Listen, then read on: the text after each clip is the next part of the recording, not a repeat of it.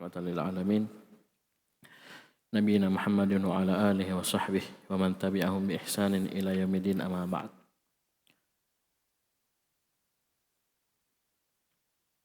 Kita lanjutkan pelajaran kita membaca kitab Thalathatul Ushul. Dan kita masih di awal buku di Muqaddimah. Jadi sebelumnya ini buku kitab Thalathatul Ushul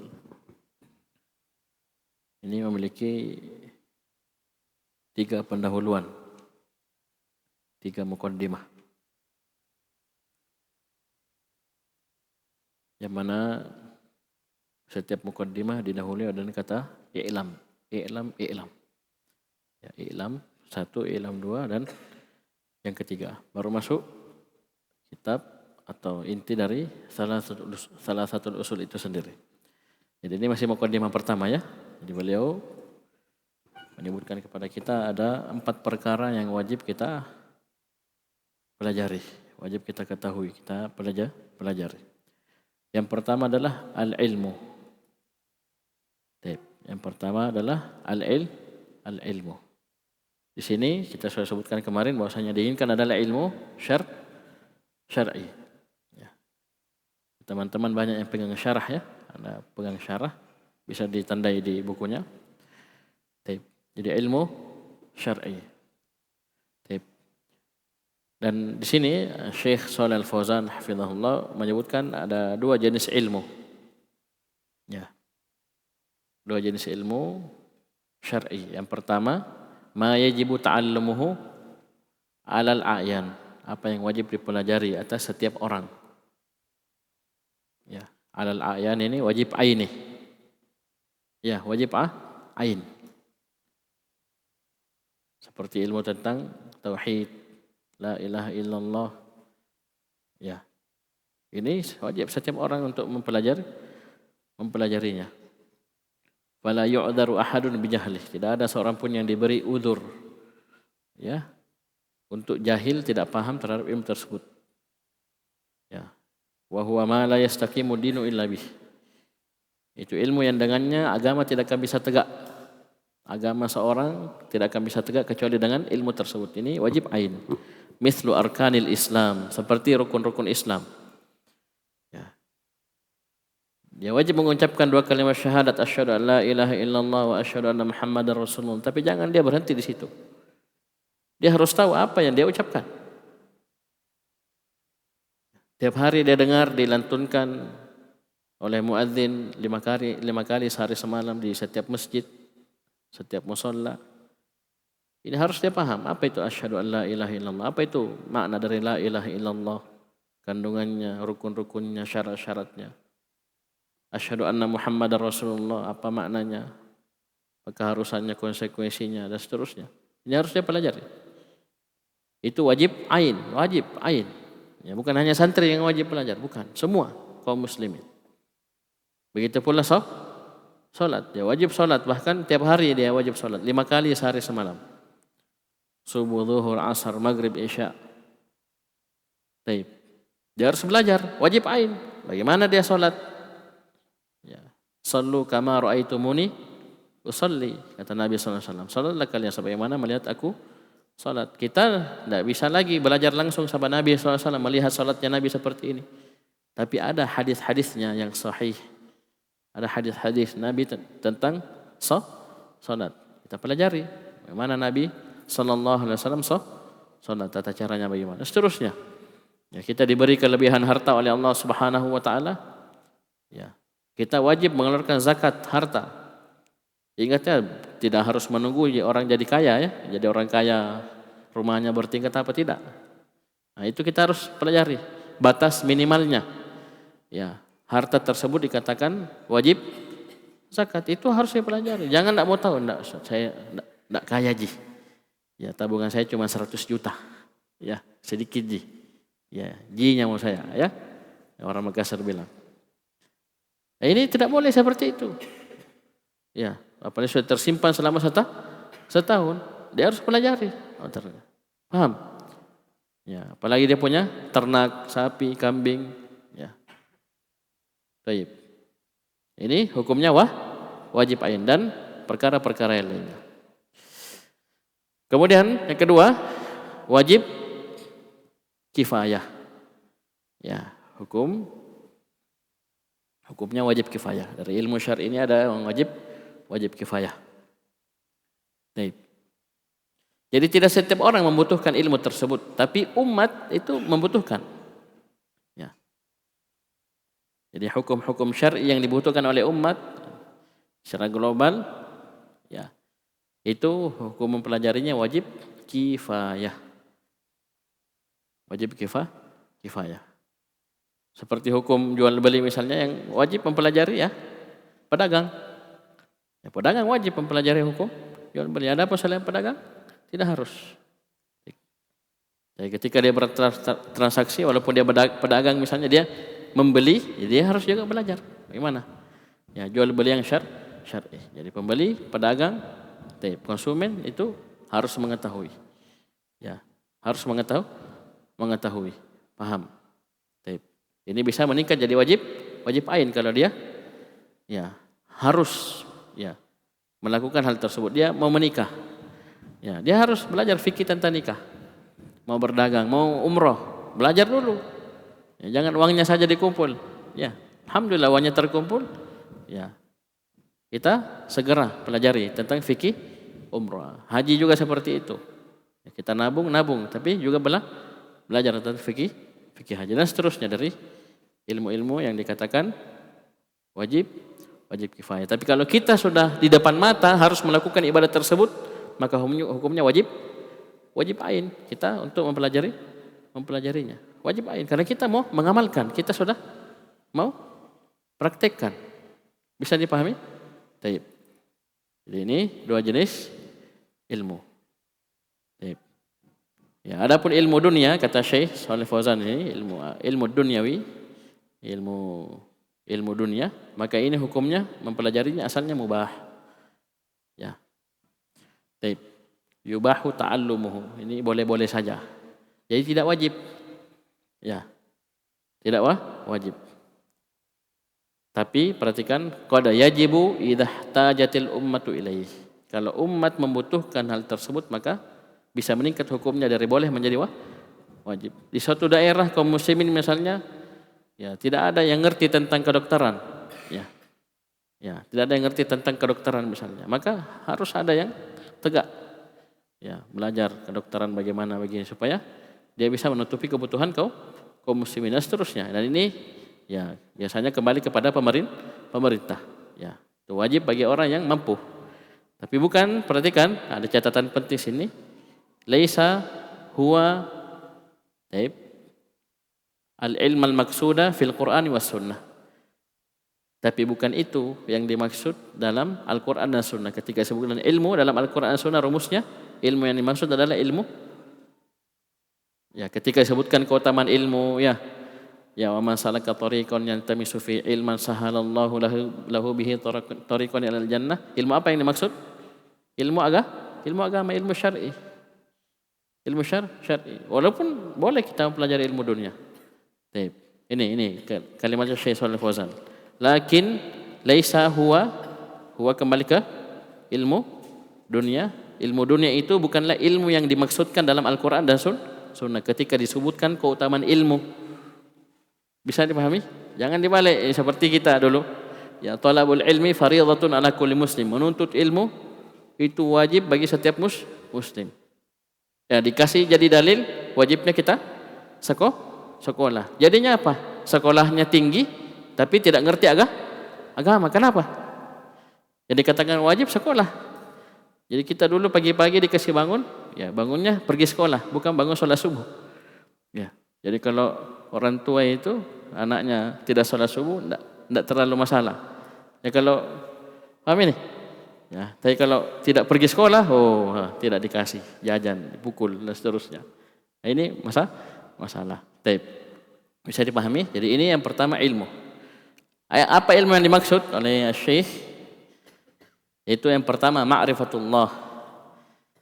Itu seorang mengenal Allah Subhanahu wa taala. Ya, kaifa ya'riful 'abdu Rabbahu. Bagaimana seorang hamba mengenal Rabbnya? Ya, bagaimana seorang hamba bisa mengenal Rabbnya, penciptanya? Taib. Ya'rifuhu bi ayatihi wa makhluqatihi. Seorang hamba bisa mengenal Rabbnya, berarti kan? Dengan ayat-ayatnya dan makhluk-makhluknya. Bisa? Taib. Seorang hamba bisa mengenal Allah dengan ayat-ayat kauniyah, ayat-ayat Qur'aniyah, ya. Ini 2 ayat. Taib. Jadi ada ayat-ayat kauniyah, itu ciptaan-ciptaan Allah Subhanahu wa taala, makhluk, dan ada ayat-ayat syar'iyyah, ya, berupa Al-Qur'an dan sunnah. Ya, kalau kita mau mengenal, kita baca Al-Qur'an, ya, baca tafsirnya, lihat, kita akan mengenal Allah Subhanahu wa taala. Ini ayat-ayat syar'iyyah. Lihat syariat Allah Subhanahu wa taala, hukum-hukum Islam. Baik. Kemudian kita lihat kepada makhluk-makhluknya.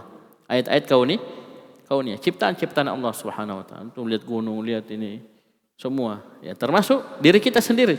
Coba lihat rapinya, sempurnanya. Paham ini? Ini kita ini, coba lihat. Ya, matanya ditaruh di depan, tidak di belakang. Ya, telinganya ditaruh di samping. Coba kalau telinganya ditaruh di atas, hujan setengah mati. Ya, telinganya atau hidungnya menghadap ke atas. Ya, kalau hujan gimana? Masuk air di hidungnya, mati nanti. Paham ini? Baik. Dan seterusnya dari ayat-ayat kauniyah. Kemudian wa ma'rifatun nabihi. Seorang hamba mengenal nabinya, itu Muhammad sallallahu alaihi wasallam. Baik. Dialah yang menyampaikan wahyu dari Allah Subhanahu wa taala, perantara antara kita dengan Allah Subhanahu wa taala dalam penyampaian risalah. Ya. Apa yang Allah inginkan kepada kita itu dari Nabi SAW. Suruh sholat, suruh bertauhid, suruh ini, itu Nabi yang sampaikan. Karena Nabi adalah Rasulullah, utusan Allah Subhanahu wa ta'ala. Ada yang di bawah, ada yang mau disampaikan. Ya, kita kenal beliau, namanya, nasabnya. Kita kenal kampungnya, negerinya, dari mana beliau berasal, apa yang beliau bawa, ya, dan seterusnya. Dari ma'rifatu nabihi.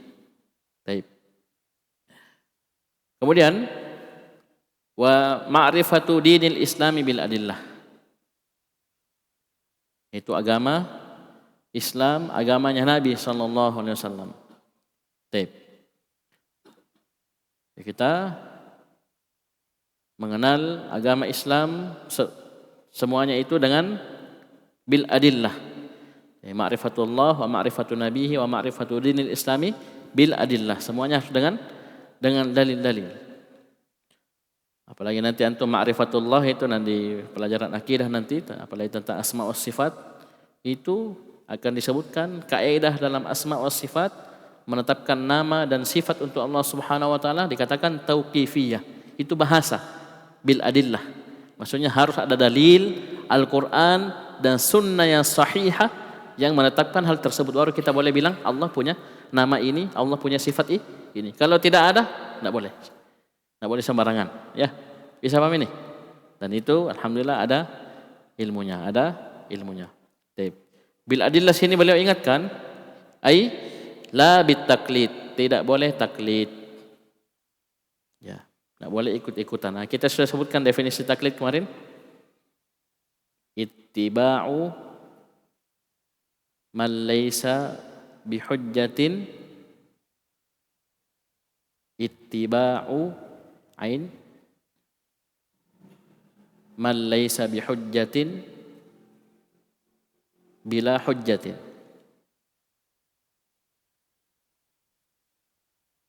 Jadi taklid adalah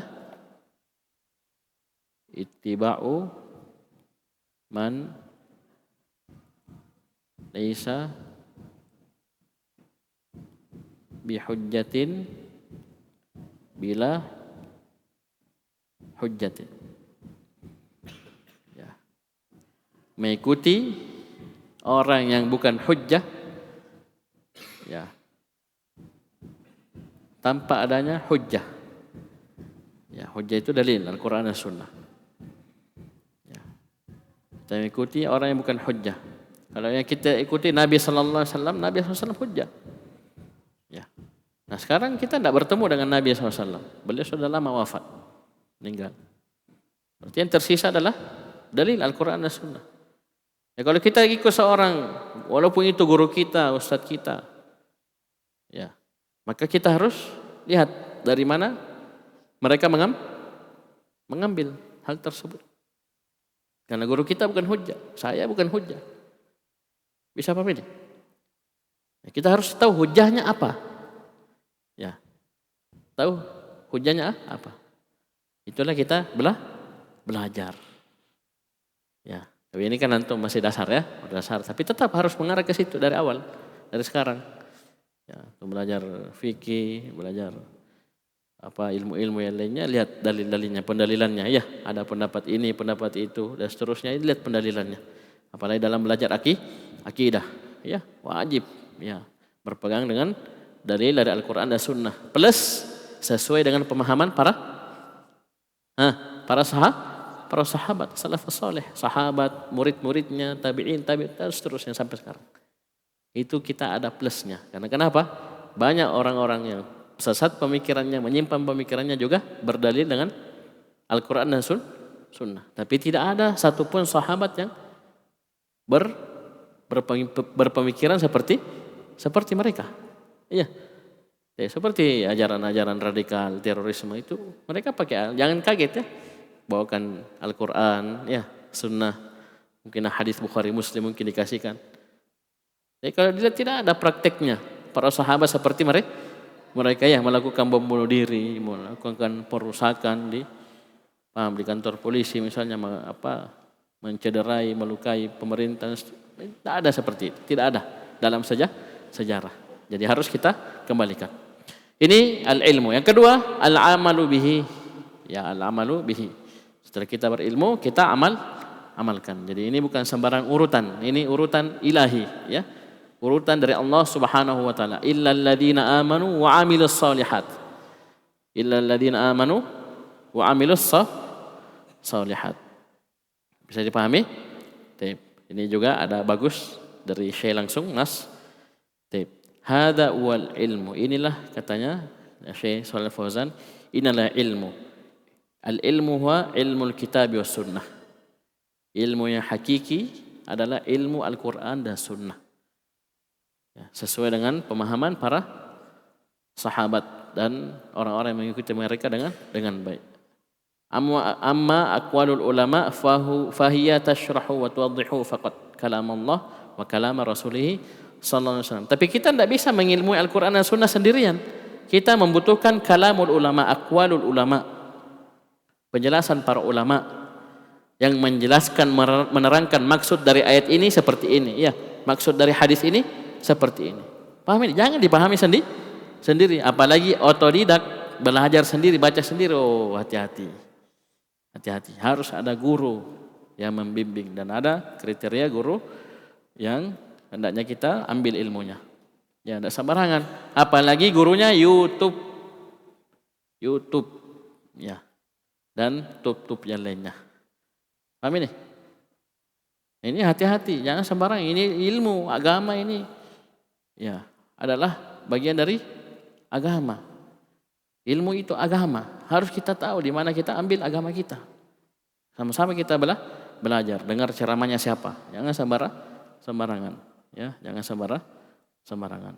Ya, jangan heran kalau banyak orang tersesat. Ya, menyimpang. Kenapa? Sembarangan mengambil agama. Nah, kita saja ambil air minum. Coba lihat antum di kampung. Ya, ini orang kampung saya cerita ya. Ya, sama orang kota juga begitu. Orang kampung coba lihat kalau mau ambil air minum.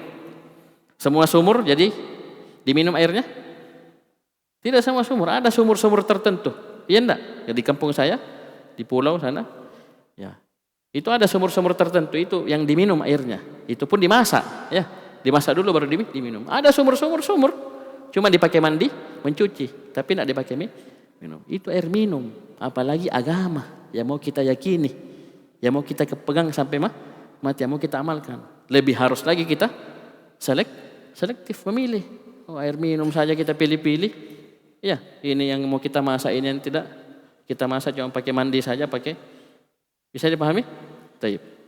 Ya, antum saja di kota ya, kalau beli air galon, depotnya pilih-pilih. Kalau sudah pernah beli ada cacingnya, ada ininya, tobat ya, beli situ, cari yang lain. Iya kan? Itu air minum, apalagi agama. Jangan sembarangan. Taib. Yang kedua, al-amalu bi. Setelah kita berilmu, kita amalkan. Kita amal, dan ini kewajiban. Hukumnya juga wajib. Ya, sini saya sudah garis bawahi kemarin. Karena kata Syekh la yakfi, tidak cukup itu orang mengajar dan belajar saja. Tapi la budda, tidak boleh tidak.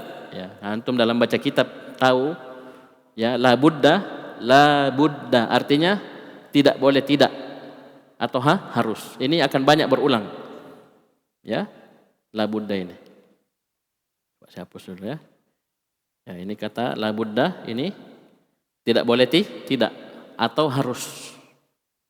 Ya, ini bahasa ya. Ini antum akan banyak dapati dalam baca kitab. La budda. Tidak boleh tidak, harus. Ayya'mala bi ilmi, harus seorang itu mengamalkan ilmunya. Taib. Bisa paham ini? Yang ketiga adalah ad-da'watu ilaih. Ini banyak saya langkai dari syarah. Karena kita bukan baca syarah. Tapi ini motivasi untuk antum. Ya, untuk semangat serius mempelajari nahwu dan sharaf. Kalau antum sudah bisa baca kitab, sudah kuasai nahwu sharaf dasar, tidak ada dasarnya antum baca kitab, antum akan dapati lebih banyak lagi faedah. Kenapa? Antum sudah bisa baca syarah penjelasan para ulama. Walaupun tetap ya harus dibimbing juga ya, dibimbing sama guru, bertanya kalau ada yang tidak dipahami. Bisa pahami nih? Harus dikejar ke arah itu. Antum misalnya target setahun ini harus bisa baca kitab. Yang dengannya di tahun kedua, tahun kedua seterusnya antum masih di sini atau di tempat lain antum bisa kembangkan. Ya, harus bersemangat ya di murojaah nahwu sharafnya. Ya, termasuk durusul lughahnya itu membantu. Ya, kenapa kita ambil durusul lughah itu banyak membantu dan itu saya rasakan sendiri. Kitab durusul lughah itu banyak membantu menopang nahwu dan sharaf kita. Bisa dipahami? Ya, jadi harus ke arah itu. Antum pikirannya sekarang harus ke arah situ. Walaupun ini pelajaran akidah, tapi kita ingatkan bahwasanya nahwu dan sharaf itu perkara yang sangat penting. Karena kita tidak akan mungkin paham dengan baik dan benar, enak kalau kita tidak ngerti nahwu dan sharaf. Ya, nahwu dan sharaf. Minimal ya dasarnya dulu. Yang ketiga, ad-da'watu ilaih. Ya, yang wajib dipelajari adalah berdakwah kepadanya. Ya. Ad-da'watu ilaih. Ya. Ini setelah ilmu dan amalan. Ya, setelah ilmu dan amalan. Oleh karena itu kita dapati kekeliruan sebagian manusia, dia berdakwah, Masya Allah dia baru saja hijrah, baru saja belajar, kemudian langsung terjun di medan dakwah, langsung begini dan begitu. Ya, apalagi menulis, ceramah, ini berbahaya sekali.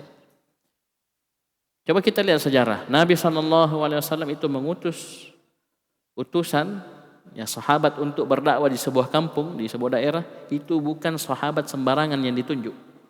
Padahal sahabat banyak sekali. Ya. Paham ini? Karena yang dipikir, yang dijadikan ukuran bukan hanya sekedar retorika, penyampaian, tidak. Lebih dari itu. Banyak yang jadi pertimbangan. Kalau kita mau berdakwah. Apalagi antum ya. Baik. Yang paling minimal kalau antum ya sudah belajar dakwah sesuai dengan kemampuan saja. Yang antum mampu saja. Jangan ya terjun di wilayah atau ranah yang bukan kemampuan antum di situ. Bisa dipahami ini? Ya. Tapi bukan berarti juga kita tidak berdakwah sama sekali. Antum misalnya antum sudah ngerti tauhid, ya, ngerti syirik, ada orang yang terjatuh dalam kesyirikan, misalnya antum ingatkan, seterusnya nasihati. Ya, masalah sholat, wajibnya sholat, ini ilmu-ilmu kan dasar, ya. Antum paham betul, ngerti betul, bahkan dengan dalilnya, ya orang. Misalnya ada liburan pulang di rumah, ya ada keluarga yang tidak sholat, nasihati, dalilnya ini, wajib sholat, seterusnya, ancamannya ini, dosanya ini, ya, bisa masuk neraka, ya. Ini dakwah, taib. Ya, jadi kita dakwah mengajak, taib, mengajak agar manusia kembali kepada Allah Subhanahu Wa Taala, mentauhidkan Allah Subhanahu Wa Taala, taat kepada perintah Allah Subhanahu wa taala dan meninggalkan larangan Allah. Ini ya. Targetnya bukan didakwahi supaya ikut kita. Ini banyak yang seperti ini. Yang penting dia ikut gurunya. Ya, apa kata gurunya sudah itu. Tidak. Ya. Tapi bagaimana manusia itu kembali kepada Allah Subhanahu wa taala, tauhidkan Allah Subhanahu wa taala, tinggalkan kesyirikan, dia taati perintah Allah dan tinggalkan larangan Allah Subhanahu wa taala. Itu target kita. Baik. Kemudian yang terakhir, as-sabru 'alal adafi, bersabar menghadapi gangguan dalam jalan tersebut. Di sini sabar jangan dipahami sabar hanya terbatas pada dakwah saja. Karena ini yang paling dekat. Tapi juga sabar dalam berilmu, sabar dalam belajar. Antum sekarang dalam posisi belajar. Ya. Baik. Sudah ada yang pulang, ada yang begini dan begitu. Paham?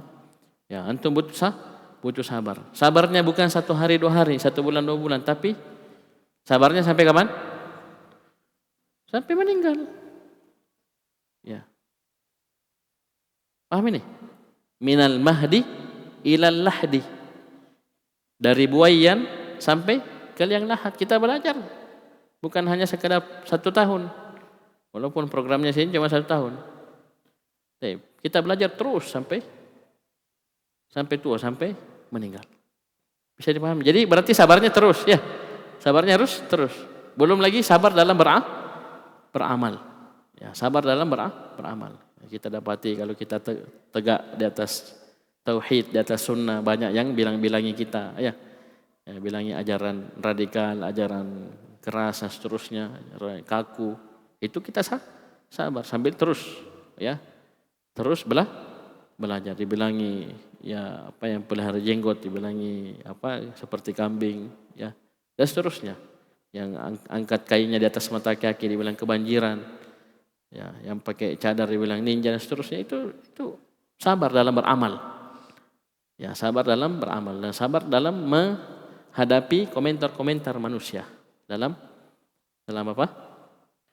Dalam melihat dan menyikapi amalan kita yang kita sudah pastikan sesuai dengan Al-Quran dan Sunnah. Tapi ketika mereka memang mencela kita karena memang kita yang salah, ya harus diterima. Iya. Ya, misalnya kita ekstrim dulu memang ya tidak ada tuntunannya, ya kita harus rujuk, harus menerima. Jadi sabarnya ini dalam beramal juga. Apalagi dalam dakwah. Apalagi dalam dakwah lebih harus bersabar lagi. Nabi SAW itu berdakwah, jangan kira luar biasa perjuangan beliau. Beliau di awal-awal dakwah, beliau sholat di depan Ka'bah, dalam keadaan rukuk dan sujud, beliau dikasih kotoran onta. Ya, kita belum sampai mungkin begitu, ya.